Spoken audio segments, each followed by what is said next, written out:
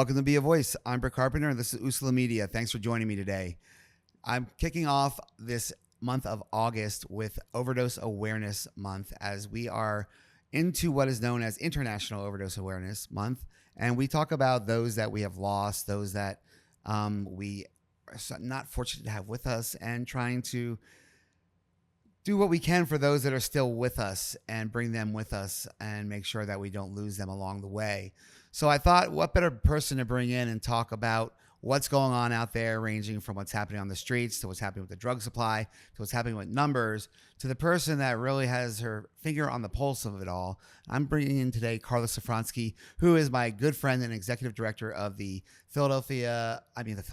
Pennsylvania Harm Reduction Network. See that I messed that up right away for you, Carla. But you know why? Because when we think about it, people automatically assume when we talk about opioids usage and all the epidemic and the crisis, people focus on Philadelphia, and they forget that PA is a very large state.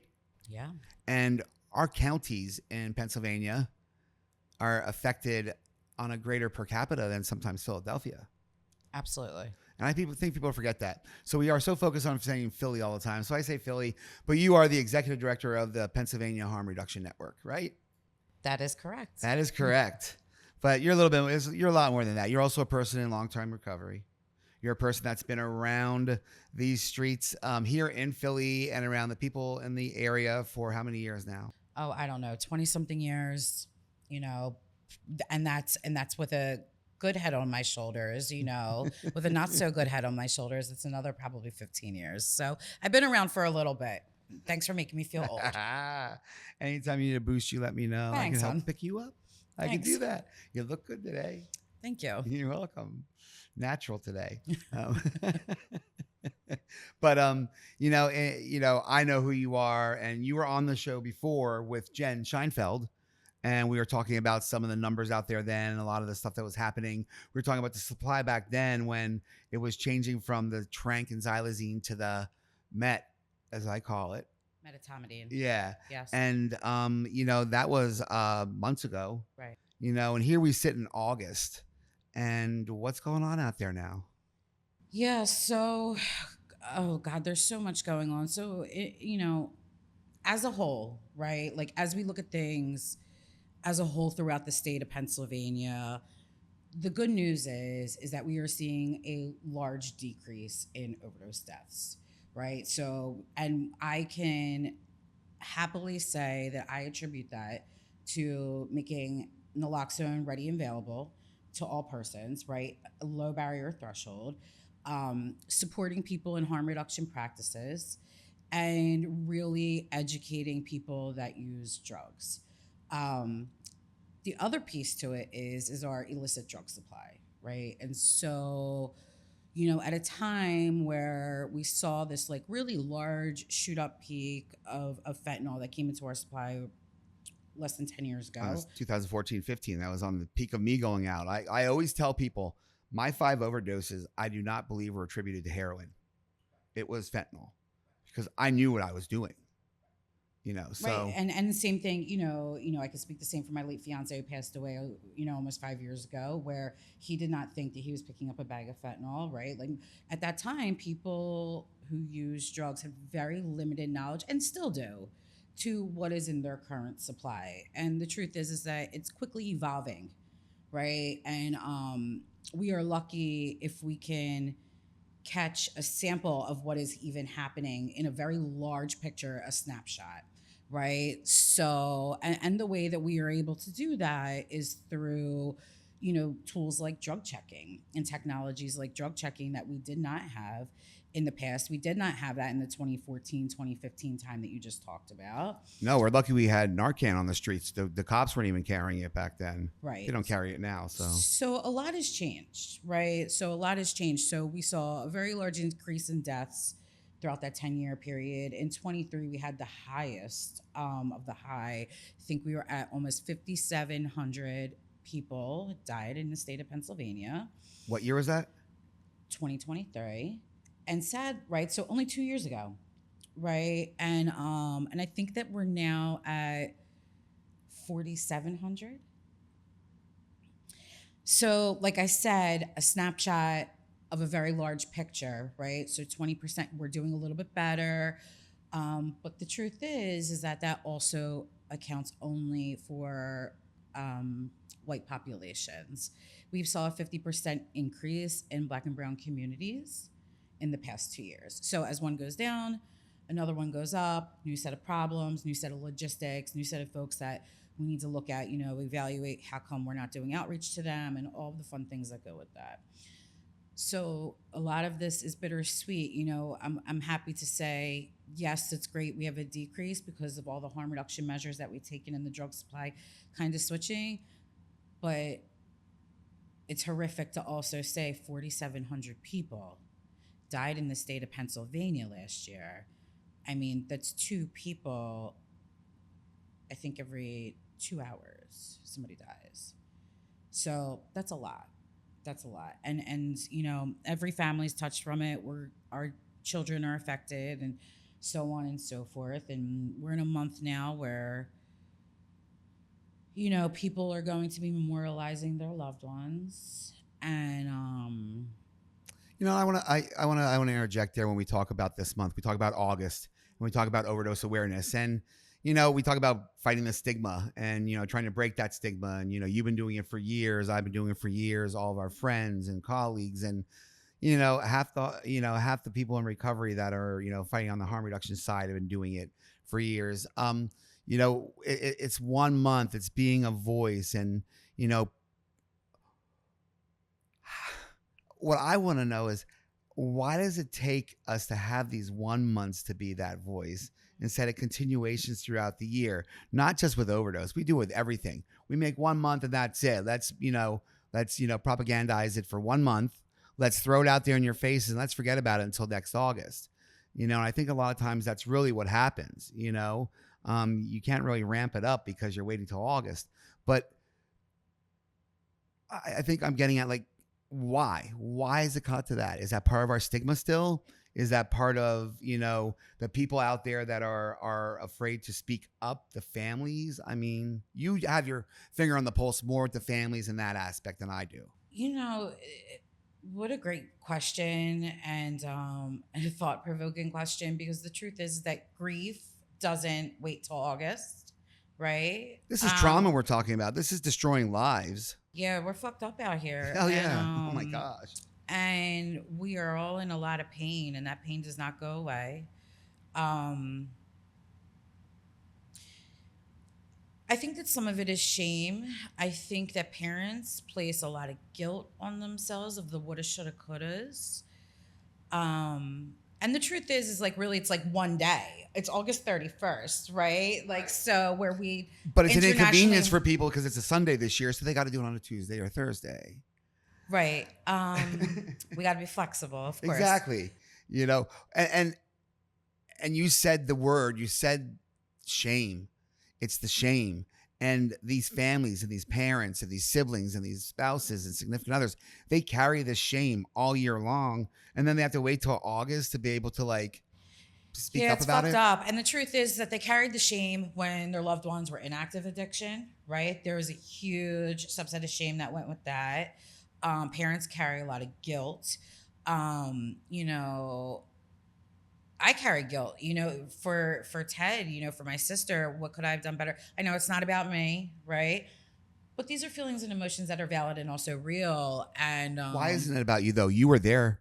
You were there every step of the way with Ted. I think to make myself, the perspective that I'm thinking about is, I am not the spiritual advisor in God Almighty, and I could not prevent what had happened.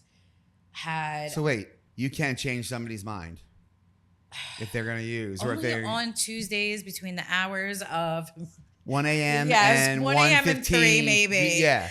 All right. But so, yeah. But I you know what I'm getting at there. We cannot control others. We can't. So we carry the shame, we carry this guilt ourselves as people in recovery already for what we've done and the penance that we try to pay back to, society, to our families and our friends. But our families carry this shame and this guilt. And I think it's more sometimes an embarrassment. Yes. And they don't speak up on it. And it destroys them more than it destroys the person in addiction? My dad died 2 years after my sister died. He just could not get over the fact that he buried his child and that he was supposed to go first. Like, it just, he could not get over it. You know, I speak to parents all the time, delivering the messages that somebody has passed away to an unexpected overdose, or is heartbreaking. And it's to watch the shock that takes place It's is hard to rebound from that. yeah, I mean, it really is. And I think that parents specifically, you know, really, like you just said, hold on to that. You know, I was just on a call before. I was on a call on my way here on a Zoom meeting with some mothers, and they had said, we wonder how many mothers are out there who end up having cancer or some other diseases or autoimmune deficiencies or something like that due to the amount of stress that has taken over their body physically and mentally. And then the amount of families that are also then dealing with raising children, right? Grandparents, 70 years old, who were in retirement, who can no longer afford to be in retirement. So they have to go back to work. They're raising 3-year-olds, and the stress and the grief. And they have to stay strong. Because I know as a parent, when you lose somebody, you have to stay strong for the child, right? And you don't want to cry in front of your child. And children grieve at a different time. It's a much later time period, right? So as soon as you think that you have a handle on the grief, where you're like, all right, I can be the strong one now, guess what? Now your kid's going through it, and it's all over again. And so we were just talking about, we wonder how many people are so sick from the elements of stress that this has done. Well, and I look at people, and when I meet somebody for the first time and they tell me that they have a child that is either in recovery or still out there on the streets or has passed, and I look at that person's face and I look at their composure and I say to myself, that's a stereotypic parent of a child. They look like they haven't slept in 20 years. They look like they haven't done anything for themselves. And it takes a toll. And we forget about this. We forget, we concentrate and focus so much of our time on the individual that's, in active addiction or in mental health. We forget about people like yourself, Carla, that have to deal with this experience on the other side, because you did with your sister, with Teddy, with everybody else that you deal with. And we forget about that. They're the lost voices. They really are. These children are the lost voices. I say it over and over again. My daughter is 15. She created a Dead Dad Club because all of her friends, their fathers, are dead. And there was no peer support. And they created their own peer support at school because there was no resources. Your daughter did that? Yeah. Just wanted a place to talk, to grieve, to say, like, oh, this is what comes next, especially the year of the first. That's what they call it. The first Christmas, the first Easter, the first birthday, that you're going to have the first birthday of the dead loved one, and like supporting each other through that. There's very limited resources for children. And they are angry. These kids are angry. They don't know typically how to regulate their emotions, and then you're trying to explain to children who are angry and miss their parents that, if they act out and can't regulate their emotions, there's most likely these types of consequences that could possibly happen. And it's like the last thing that you want to say. But like, I have to tell my daughter, Rihanna, you need to be mindful in the choices that you make. You're a teenager now, and you need to be responsible. And if you're feeling some type of way, we need to talk about it. You can't go use substances to escape, because our systems are our ASAM criteria requirements, right? Our ACEs that we developed shows that you are at higher risk of developing a substance use disorder, right? And Well, break it down to explain what an ACE is, because people hear that and they might not yeah, know. so it's called the childhood. What is it? The child. I hate acronyms. I'm sorry, I'm using Don't, because that's why I always. But it refers to. So it's the childhood reverse, and so Yes. what it is that it's a scale. It's a tool. It's a tool that we use. Social workers use. Hospitals use. Adolescent providers use. Doctors use. Where it's a range of questions, and then so it talks about social determinants of health, right? And that's what we're doing, and so we're basing this rating on social determinants of health. So, for example, did you grow up in a 2-parent household, right? Did you grow up with food insecurities? Does substance use disorder run in your family? How many? 1 parent, 2 parents. Mental health run in your family? 1 parent, 2 parents. Do you have housing insecurity, right? So then everything equals out to a score. And then it tells you on a large scale what the risk is for somebody, a teenager, an adolescent, even sometimes younger than 10 years old. Where they fall on the scale determines, how at risk they are. So at risk youth. And that's an important tool to use, because we don't identify it. I mean, we don't identify things at young. We're usually telling people, get over it, suck it up. It'll be fine. And I think that's gone. That whole tough love shit is gone. That was gone with us. It didn't even work with us. I mean, Yeah, listen, being a parent, it's fucking hard, man. And it is really difficult. And being a single parent is even harder. And, playing the role of a supportive mother and also a disciplinarian. Like Ted was the disciplinarian, right? I'll never forget one time we were driving down 95. He took Rihanna's phone, chucked it out the window, and I was like, oh, you know what I mean? Because she was just mouthing off. And it is very hard to be a single person and play both those roles. I'm just picturing that. Yeah, well, I'm like, the phone, and I'm like, I couldn't do that because number one, then I got to go buy a damn phone again, right? And then she needs a phone, so I'm a little more logical, right? And it's hard to play both roles. And there's a lot of kids out there that are being raised in single parent households or being raised by their grandparents who are not with the times, not what's going on. There's a lot of confusion. There's a lack of supports. And I don't know what the future looks like for these kids. I really don't. And that's why I call them the lost voices, because they don't even have a chance to speak up. I also think that they don't even know what they're going to speak up about. I think that's the problem. Like, nobody's actually sat down with them and said, what's going on? Let's come up with a plan here. And nobody did that with us. You know what I mean? We still don't do that with ourselves sometimes, So to get these lost voices to do that is really a difficult thing. And, and that stems into with the Pennsylvania Harm Reduction Network, which, the acronym, go ahead, say it. PAHRN. PAHRN. I just I can't know, say it's a it. I'll be weird like acronym. porn. Don't say porn. I'll be like, she's the executive director of porn, of PAHRN. I'd probably make more money if I was the executive director of porn. It's a thankless job, Carla, but $20 is $20, Sometimes it's like that. I know. But how did this come about and why? The organization. Mm-hmm. The organization came about myself.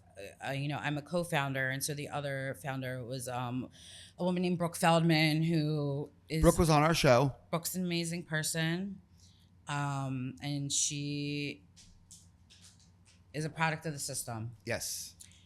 And we were approached by Vital Strategies through Bloomberg Philanthropies to advocate for syringe service programs and harm reduction in the state of Pennsylvania, and to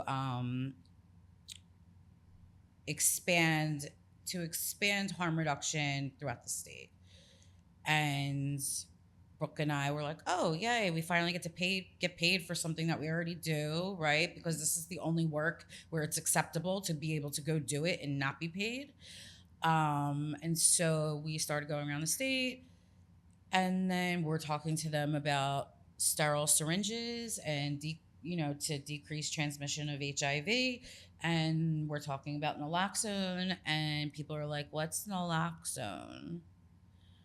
And that's when we realized that we have a really big problem here in Pennsylvania.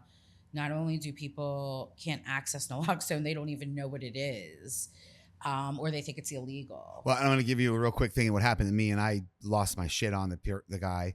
I went through the drive-through at the CVS in Roxborough on Ridge, and I had said that I wanted to, I wanted to get naloxone and get the Narcan with my insurance because you're allowed to get the. The guy was like, "That what are you talking?" He had zero clue. Wasn't even educated. Wasn't even in school. He was the pharmacist. Like he had no clue behind there, and he was giving me shit about it, and I like lost my shit. I actually called CVS and was like, your organization knows nothing about this. Like you need to educate yourself." So here you are as a person who has dedicated, your time, your life, your energy, and you're finding out that all these people don't know about what this. It's a life saving. It enables people to breathe and to give them a chance to live one more day. In Philadelphia, we were very tunnel visioned being in Philadelphia, living in Philadelphia, born and raised, working in the area and the surrounding counties. What we did not anticipate was moving outside of those counties, the feedback that we would get and what that actually looks like.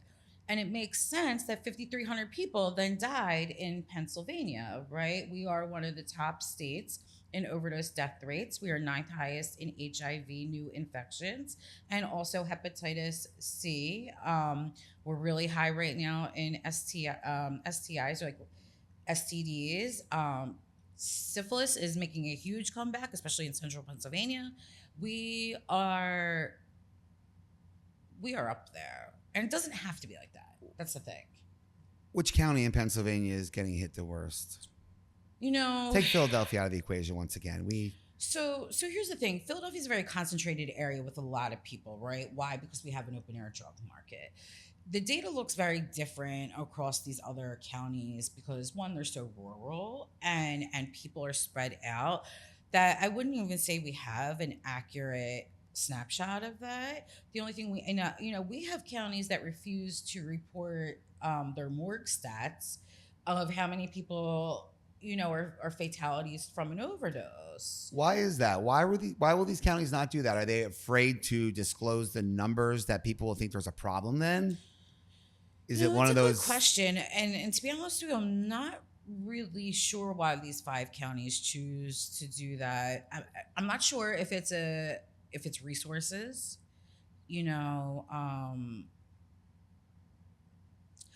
I guess the question that I have is how come the state's not holding them accountable to report that information out? And if they don't have the resources, why isn't the state doing what they can to support them? So, this kind of goes back to like where we're so also in a time where everybody just wants to pass the buck, right? Nobody wants to really deal with a problem. It's not my job. That's not my job. When we're talking about really hard problems here, it's like, so what can we do? And I think that in a time like we're in right now, where so many significant changes are happening across the country, that one thing that I always try to put in perspective is that harm reductionists, AIDS activists, like we didn't wait for those laws to change, right? We knew what we had to do and we went and did it. And we are going through some really challenging times in this country. And things are, we thought that funding was short now. Give it 6 months to see what that looks like. And I think that we better buckle up, but think more about a network throughout the state that does not rely on government funding, does not rely on certain philanthropy, maybe going underground and what that looks like, because the problem's not going to go away, right? The problem's always going to be there. So how can we provide resources, education, and solutions to some of these rural areas that don't have access to anything, and think about what that looks like? And I don't know what that looks like, by the way. These are just things that I'm thinking about every day. Well, you're involved. You're there. You're on that front line with this. You get it. Whereas myself, like, I know what's happening here. Because that's where I'm focused. That's where my concentration is. It's Philly. I don't know when I hear like my sister-in-law's daughter passed of an overdose. She was out in Johnstown in that area, and very rough. I understand, and it's really interesting because when I think about it, I say to myself, "Oh my gosh, a little podunk town, rough like that. How could that be?" But it is. How many years has PAHRN been around? Almost 5 years. Almost 5 years. So with all these recent government cutbacks and funding, with the recent state cutbacks, and more so even local, how's that affecting you? Well, let's be clear here. PAHRN has never received any state or federal dollars, and I would like to think that one day we would, but we have not yet. Wow. So you've been operating 5 years as the voice of harm reduction, the network, bringing people together, compiling data, getting people hooked up with grief and trauma counseling, connecting families, getting people hooked up with naloxone and distribution of it.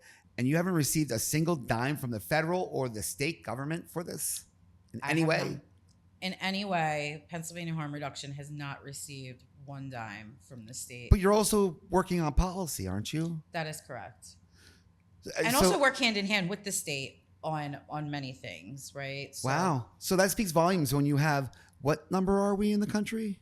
Pennsylvania? So I think we were in the top 10. So we're ninth highest in the past for newest HIV infections. I think we're at 13 now for overdose death rates, hepatitis, and STIs. I believe we were at 10. So we're up there. And they're not giving a single dime to you for the efforts and work that you're doing. That is correct. So, how do you do it, Carla? How do you get up every day? I mean, let's face it, you got to survive. I mean, people have to survive in this world. We're advocates, we're voices, we're activists, we're on the streets, we're doing what we got to do, but we also got to survive. You would think that with the stigma surrounding, this crisis, this epidemic that we've been facing for years, they'd be bucking up to you. So how do you survive? That's a great question, and weekly, sometimes I don't know how I'm surviving, right? Like, I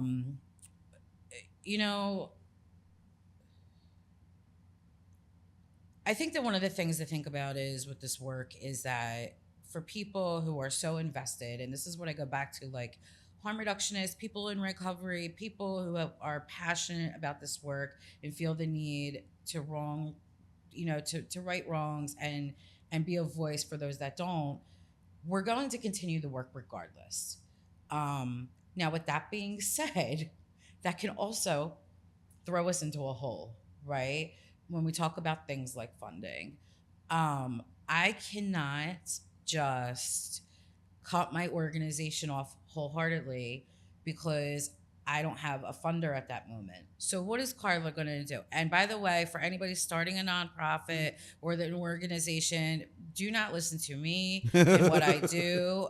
I'm just throwing this disclaimer out there. It is not healthy. So what am I going to do? I'm going to do anything possible, right? To be able to pay my bills, put food in my daughter's mouth, but also be able to do the work that I'm doing. So what does that create, right? So what does that look like? That looks like, I don't know, me cleaning houses. That looks like me selling a t-shirt, Which, by the way, you have some killer gear when you do sell the merch. You have some killer merch. Thank you. So people, you need to follow Carla for that because she had some killer Eagles merch. Yes, so, I do. Yes. Now I'm like, oh, I need a new outlet. So I like to craft. So for those of you who don't know, I have a basement that I spend countless hours in, usually all hours of the night. And that's my crafting dungeon. And nobody bothers me down there. But her crafting isn't like glue and popsicle sticks. Her crafting is like power tools and like making big projects. That's not a craft to me. Some resin.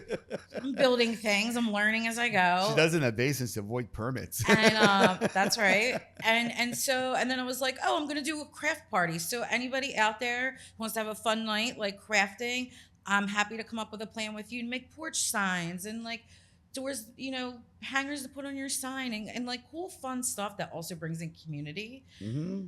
But here's the problem, right? So and you know this, when you are financially stressed and you're trying to make ends meet and you're dealing with very heavy work, right? Like the death of others and the death rates of Pennsylvania, um, you most likely will burn out. So I More than tried once. more than once, and I think that that's one of the things that another thing we don't talk about in this space, right, is how many activists and how many advocates, have completely checked out and they're not coming back, Mm-hmm. have committed suicide, you know, Have relapsed, have relapsed and have spiraled, caused serious harm to not only themselves, to their families, to their communities, and to the work that they've done, and to the work that and they've not done. on purpose or intentionally, but They're it's what was unwell. dictated to them. I was going to say, for yourself, how do you protect yourself? You are carrying this burden for an entire state and then some. So you yourself have a recovery to protect, and your recovery may look different than everybody else's. You don't, people, you do not need to be sober to be in recovery. Let's face it. Let's take that word sober and clean out of recovery. It's keeping people alive. It's keeping people alive and off of what almost killed them. But how do you protect yourself then? It's a really good question. And some days I'm good with it and some days I'm bad. And you know, I'm lucky enough to have friends. You are one of them. Um, She's a mean cook too. the universe really puts people in my life, and I feel a spiritual connection that's important to me that I hold to keep myself grounded. And I may not have everything that I want, and believe me, I could write out a long list of things that I want, right? But I'm grateful that I have everything that I need. Now,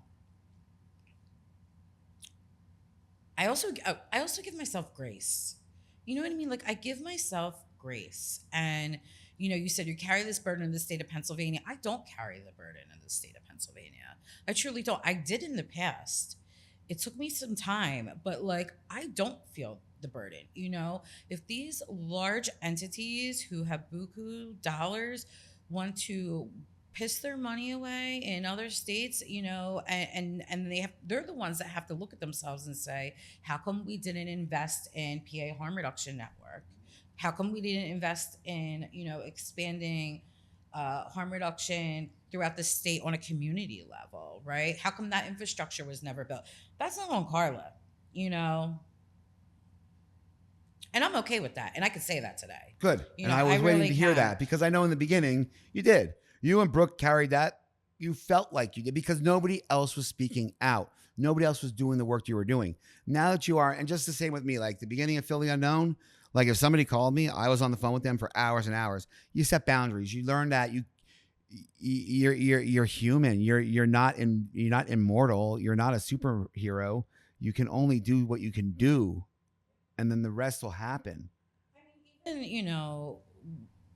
we crafted legislation, to expand syringe access throughout the state, right? And like we poured our hearts in that, and we're hoping that it will pass.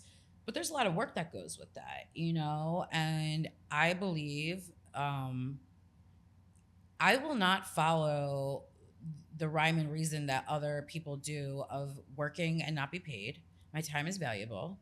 Because if I'm not being paid doing that, then I need to go be paid doing something else. Right. At the end of the day, I have a mortgage. At the end of the day, I have a car payment to get to those places. And, I have a child that relies on me. And how am I doing?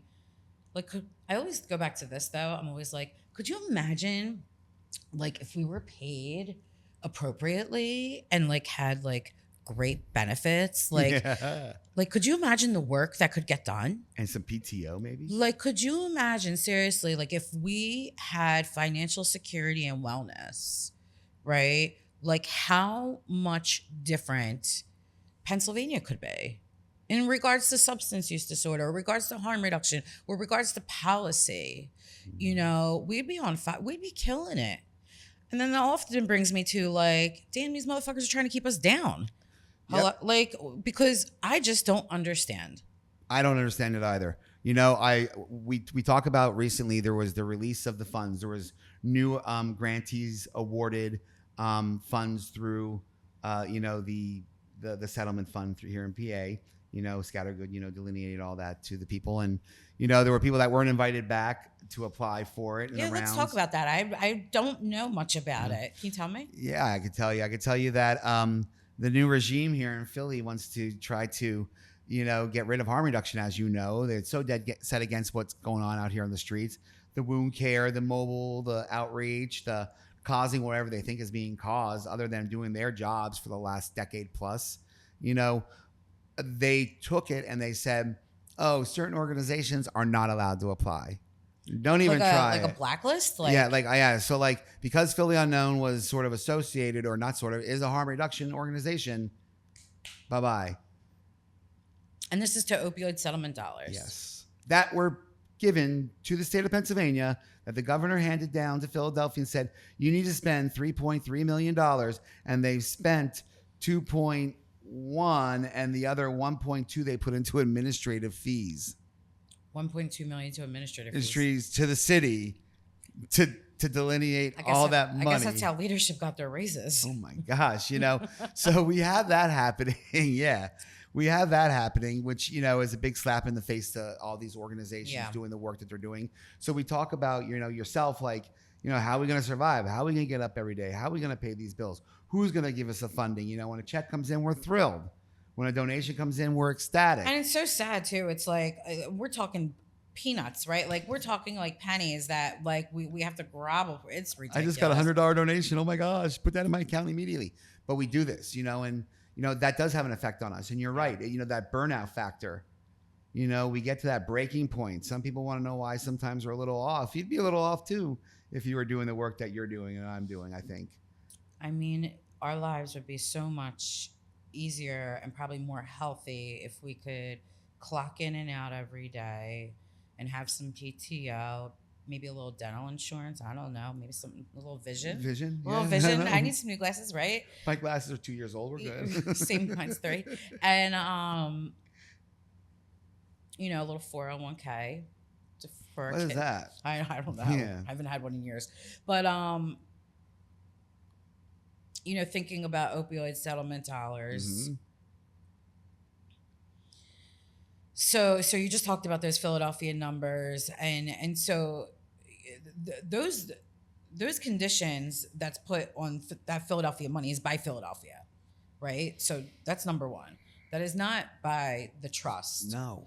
So how opioid settlement dollars work is our governor, Josh Shapiro, at that time was Attorney General, who went after the pharma, Purdue Sackler family. And since then, not only those entities, now Walmart, CVS, and I think like 10 other They're paying up entities. And actually, counties are about to receive a really large payment, almost double of what their last payment was. And I don't even know how they're going to figure out how to spend it, because I believe Walmart just paid out. So I saw that, or I read that. The problem is that we knew that this was coming. We knew these dollars were coming. However, there was no really thought process plan. This has never happened before, right? We've never had millions of dollars coming into states. And then giving it to organizations that don't know how to function when you give them that type of money. Well, so it's interesting the way that it broke down, and each state is differently, by the way. So, for Pennsylvania, how it works is 75% goes to the counties, and they, on their own terms and discretion, as long as they abide by a worksheet called Exhibit E, which names like 5 categories, which would say things like prevention, harm reduction, recovery use tools, things like that, then they are compliant. They're compliant to the Exhibit E. They spend the money. And how it works is that they, on their own terms, spend the money. And then after they spend the money, Then they go to the trust, and the trust then reviews it, and then that's when they get approval to do that again for the following year. So I don't know who the hell thought of this system or why this would make sense. The other 30% goes, 15% goes to DDAP, the Department of Drug and Alcohol, and the other 15% goes to the Pennsylvania legislature. So the other thing is that this is not legislation, right? This is not crafted in our halls in Harrisburg at our state capitol building. This is a lawsuit, right? These are lawsuits. So they can't just be tinkered with.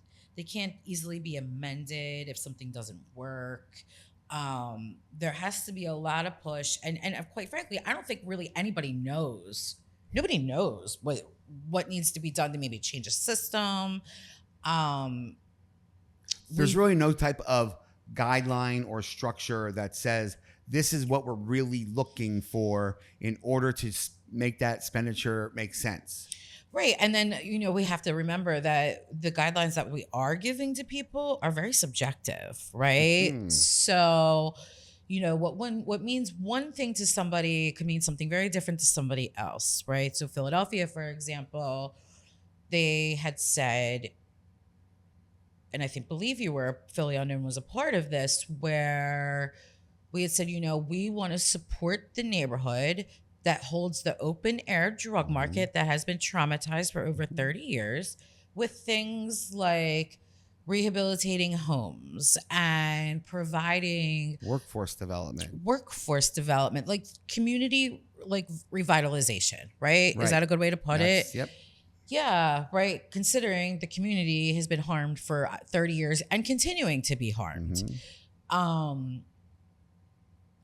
So I would say that is an excellent support through opioid settlement dollars. We're talking about millions of dollars that they can't even spend down fast enough, right? To help the wellness of a community. We know that, Philadelphia then had to defend the work that it did in court and appeal those approved uses. There's not approved uses. And it's fascinating to see people who are not public health experts ranging from Philadelphia to Pittsburgh and in between of state legislators that are, in counties that has no idea what Philadelphia could possibly be going through. And they're not a public health expert. They're just selected just because to make decisions of millions of dollars. And they're making some wrong decisions, and we could attest to that. So what's it going to take? With all the years of involvement and all the work that you do and all the data you've been able to compile and get from where you get it from and friends that have been, what's it going to take at this point? And I say, what's going to take? I'm leaving it very open-ended, but what's it going to take? Oh, geez, I don't know. Well, I think number one is like talking about this in open spaces like this so people actually know what's going on. Because the details that I'm describing are very granular and people don't really understand where, for example, opioid settlement dollars go to. Right. Or how they came to be, right? So awareness and being educated is one thing. And then the next thing is, if you feel compelled, which I hope that you do, if you're a person in recovery, I hope that you do. If you're a family member, I hope that you do. At the end of the day, things like talking about opioid settlement dollars, this is blood money. These are from our dead loved ones. Mm-hmm. It's the only reason this money is coming to our local area. And you need to advocate for it. It shouldn't go to leadership salaries or administrative fees. I just found out that the state spent something, I don't know, like $1.3 million. What you just said that? $1.3 million.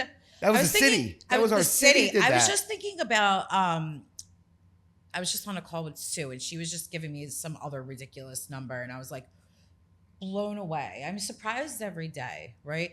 And saying like this blood money should not just be going to waste or to people's pockets, or to create another business of recovery, right? And so, what should be done with this money, right? Like, what are solutions? Right.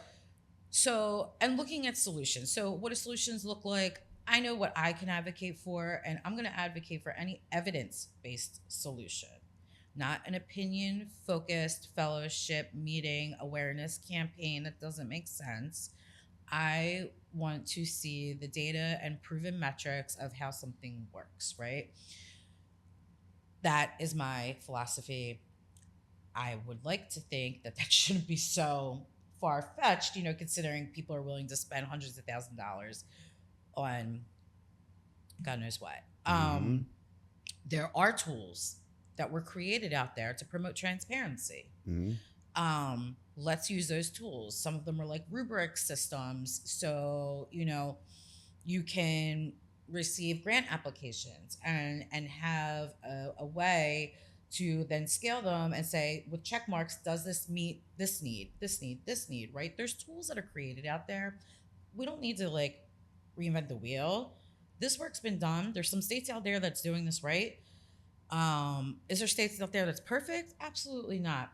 But the reality of it is like we can't continue to have these high death rates and just sit there and say we're doing a great job, because we're not.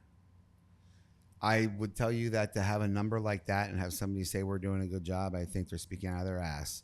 To have a number that high, I mean, that's just ridiculous. Think about it. I mean, and that's a number alone in Pennsylvania. Alone. I mean, that's a large number. 47? Yeah, I think we're at 47. I think it's like 4782. And a 50% increase in Black and brown populations in the past 3 years.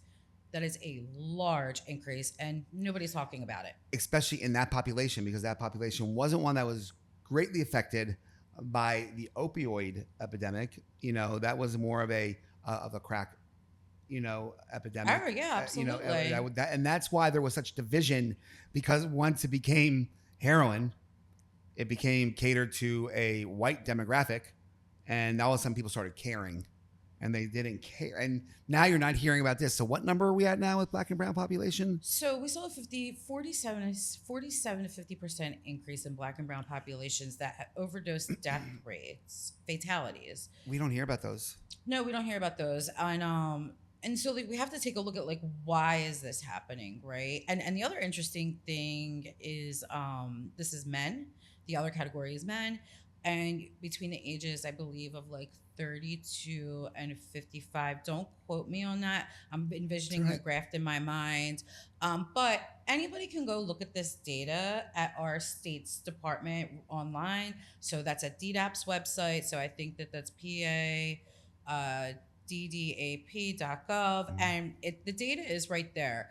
At least the one good thing about our state is that for the most part, they're pretty transparent on those numbers, and you can search for HIV numbers and cause of death numbers, emergency department numbers. It might be a little backdated, I think by like 6 to 8 months, sometimes a year, but quarterly it's out there.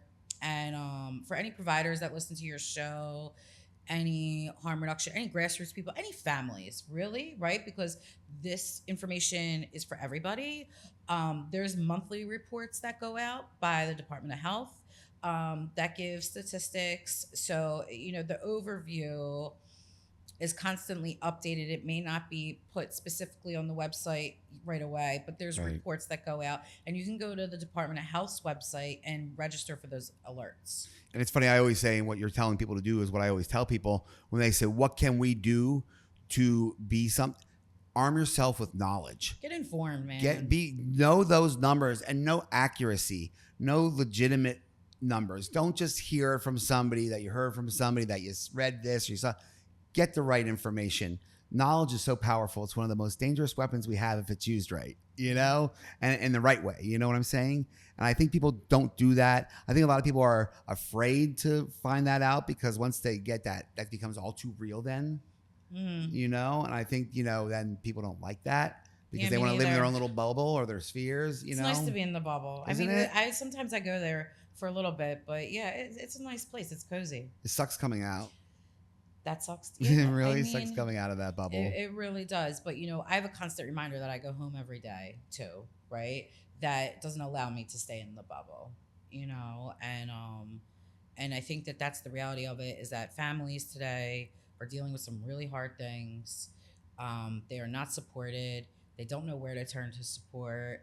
And we also need to be thinking about non-traditional ways of support, implementing harm reduction principles, you know, of literally the cliche of meeting people where they are Hmm. and then bringing them along, you know, I just and posted about that. yeah, I mean, it's really that simple. It's like to sit there, don't be a fixer. No, you can't. And you can't, you know what? When they're ready, because people have to be ready too. It's very difficult for people to sit there. Listen, it was very difficult for me. I had to learn. I took a training on this actually. It's called intentional peer support.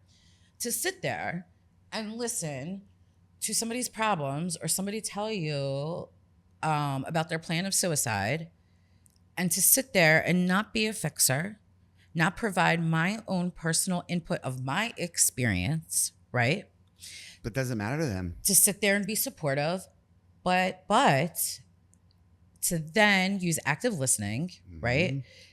And provide solutions, options that they could then choose from, but doing it in a way of where, like, I'm not telling you what to do. Here's the roads that you could take. You can go down road 1 and this can happen. You can go down the middle road, this can happen. Road 3, this can happen. And I think that that's kind of like where non-judgment support is like the most important thing, you know? And I think that that's an area that we could do better. I have a question I want to ask because you know, we talk about overdoses and everybody says an accidental overdose. You know, how many overdoses do people go into saying I'm going to overdose to kill myself today? Aren't a majority of them assumed to be an accidental? Wouldn't you think that? I Oh mean, yeah, the answer is 0. okay, yeah. So I hear that when they're like, "Oh, the accidental overdose," and then it makes me like think to myself, you Great know, who point. out there on drugs is going to try to kill themselves? You know? Yeah, I mean, that's an excellent point, right? Like, we're so used to the language of accidental overdoses. I guess the reality of it is people, right, back to stigma and shame. Well, if you do drugs, you must want to die. Right. I get it. All right. But I've always thought that. I sort of was, and that always Yeah. bothers me when that word, for some reason. Yeah. That's Yeah. one of my little pet peeves. But, you know, what about anything you want to tell us that I didn't touch on or I didn't ask or that you want to just bring out there? Because there's a lot. I mean, There's to so pack stuff, much. unpack stuff in an hour sometimes it's so difficult. But what is it you want to? What is there a message you want to send? Is there something Oh you would God, say? I don't know. I mean, so here's a few things that are happening that I think it's important that your listeners know about. One is there will be an open meeting by the Abatement Trust of Pennsylvania. That is the oversight of the opioid settlement dollars. And that will be on August 21st, which is next week. Tuesday. Is that Tuesday or Thursday? I feel like it's Thursday. You're right. It's Thursday. Oh, My thank fault. God. Okay. And you can go to pahrn.org to find out more information and to sign up to give public comment. If you would like to give public comment, please do so sooner rather than later. They are allowing for the first time in 3 years the public to be there at the meeting in order for their transparency processes, which they don't have to do, by the way, because they are not an NGO and they don't have to abide by the Sunshine Act. They were built that way. Of course. So they're allowing people 5 minutes for an hour. We will be doing a call to action. And what that looks like is that we are hoping that folks can come join us in person. You can get online at Zoom as well. The link will be on pahrn.org.